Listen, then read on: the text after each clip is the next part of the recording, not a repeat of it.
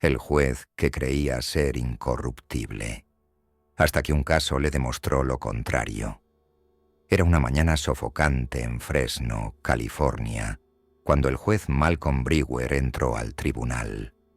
La sala estaba llena, como siempre que él presidía. Conocido por su severidad, era una figura que inspiraba tanto respeto como temor.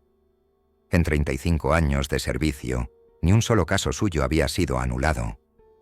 Él era la roca del sistema judicial. Pero ese día, algo era diferente. El acusado era Ryan Hale, un joven de 24 años acusado de robo a mano armada e intento de homicidio. Una testigo ocular lo había identificado, y sus huellas estaban en el arma del crimen. La fiscalía lo describió como un criminal frío y sin remordimientos, que casi había matado a un hombre por unos cientos de dólares. La defensa, sin embargo, insistía en su inocencia. No había pruebas concluyentes de que Ryan estuviera en la escena del crimen, salvo las huellas, y él tenía una coartada. Estaba con amigos esa noche, pero las evidencias de la fiscalía eran contundentes, y el jurado no dudó en declararlo culpable. Todo estaba ahora en manos de Brewer.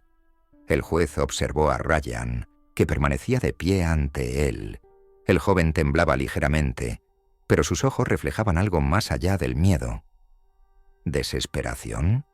O tal vez algo que Brewer no lograba identificar. «Señor Hale», comenzó Brewer con voz grave que resonó por toda la sala. «El jurado lo ha declarado culpable de todos los cargos presentados. Su frialdad y desprecio por la vida humana son alarmantes. Este tribunal no tiene más opción que imponer una sentencia que refleje la gravedad de sus actos». Hizo una pausa. El silencio en la sala era ensordecedor. «Le condeno a 60 años de prisión». El golpe del mazo resonó como un trueno, marcando el destino de Ryan. Su madre, sentada en el fondo, rompió en llanto. Ryan agachó la cabeza antes de ser escoltado por los oficiales. Brewer sintió una punzada de incomodidad, un malestar inexplicable, pero lo ignoró. Había hecho su trabajo, como siempre. Los días siguientes intentó olvidar el caso, pero la expresión de Ryan seguía regresando a su mente. Algo no encajaba. Una noche, mientras revisaba documentos en casa, Brewer abrió la carpeta del caso de Ryan. Un detalle llamó su atención: el informe sobre la evidencia del arma. Una pistola Glock con un número de serie registrado. Algo en ese número le pareció extraño. Decidió verificarlo en la base de datos policial. Tecleó el número de serie y presionó Enter. El resultado apareció en segundos y le congeló la sangre. El arma había sido confiscada por la policía 2 días antes del crimen. Brewer parpadeó incrédulo. Verificó los datos de nuevo. No había error. La pistola que supuestamente usó Ryan ya estaba bajo custodia policial cuando ocurrió el robo. Se recostó en su silla, intentando procesar lo que eso significaba. Si el arma no estaba en la escena del crimen, ¿cómo llegaron allí las huellas de Ryan? La respuesta era clara y aterradora. Alguien había manipulado las pruebas. Brewer pasó la noche revisando archivos, los testimonios, los registros de evidencias, las transcripciones del juicio. Poco a poco, emergió un patrón escalofriante. La testigo que identificó a Ryan era poco fiable.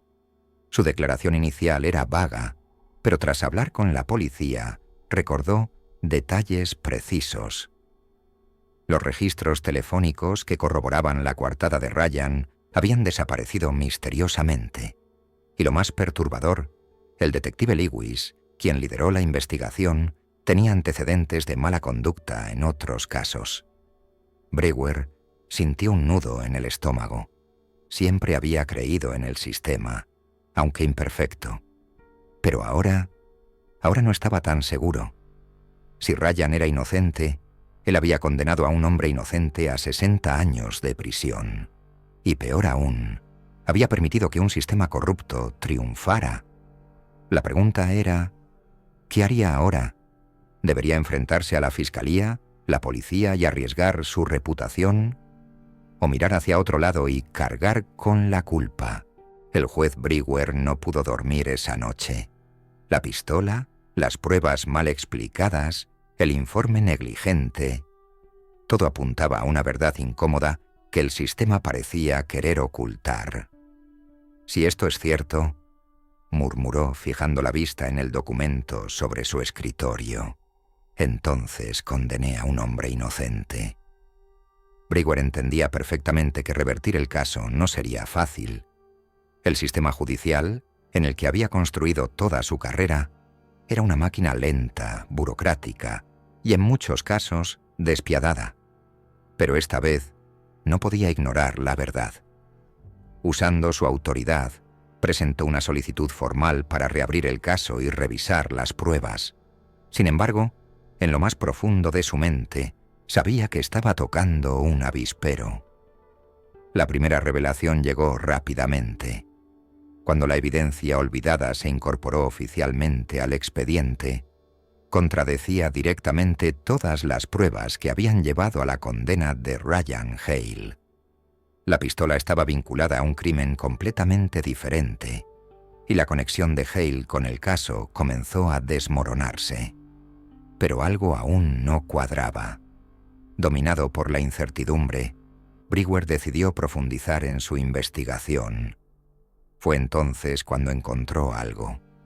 Una pequeña anotación al pie de un documento oficial. Un nombre. Detective Lewis.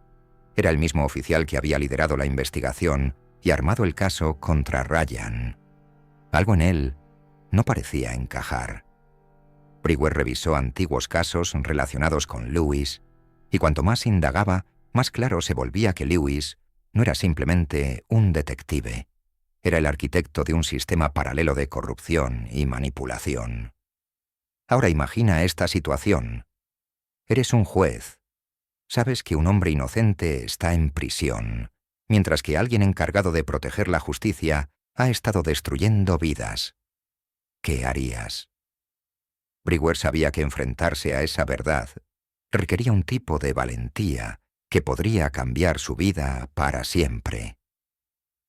En busca de apoyo, contactó a un viejo amigo y ex-investigador retirado, Daniel Hayes, para que lo ayudara a desenmarañar el esquema. Hayes, conocido por su meticulosidad, no tardó en encontrar una pista clave: el supuesto informante anónimo que había acusado a Ryan Hale. Esa pista, que fue decisiva en el juicio, no provenía de un ciudadano cualquiera, sino de un teléfono desechable comprado por el propio Lewis. La evidencia era concluyente. El caso había sido fabricado desde el principio. Con esta nueva información, Brewer supo que había llegado el momento de actuar.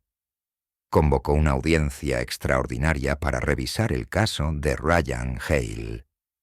Cuando presentó las pruebas, desde los registros de llamadas hasta los informes falsificados, la sala del tribunal quedó en un estado de conmoción total. Los abogados intercambiaban miradas de asombro, los periodistas escribían frenéticamente, y el propio Ryan, sentado en el banco de los acusados, apenas podía procesar lo que estaba escuchando.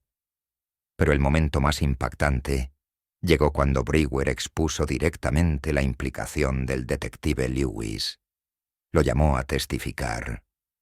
Bajo presión, el detective no pudo sostener sus mentiras. Su confesión fue fragmentada, llena de excusas, pero inequívoca. Admitió haber manipulado el caso para conseguir una condena rápida, siguiendo órdenes de superiores que solo buscaban presentar un culpable a la sociedad. Finalmente, Brewer no solo anuló la condena de Ryan, sino que utilizó su posición para exponer la corrupción sistemática en el departamento de policía. Lewis fue arrestado, y se inició una investigación federal para revisar otros casos que podrían haber sido manipulados. ¿Y Ryan? Salió de prisión, pero el peso de los años perdidos seguía presente en sus hombros. A pesar de ello, Brewer decidió buscarlo personalmente. «Te fallé», le dijo el juez, mirándolo directamente a los ojos. «Pero prometo hacer todo lo posible para que esto no le pase a nadie más». La historia del juez Brewer se difundió como un incendio, convirtiéndose en una lección contundente de cómo hasta los pilares más sólidos del sistema pueden equivocarse. Pero también mostró que, con valentía, es posible corregir el rumbo. El sistema, aunque defectuoso, puede cambiar. Pero la pregunta que quedó resonando en la mente de todos fue: ¿y si nadie hubiera encontrado esa evidencia? ¿Cuántas injusticias siguen enterradas?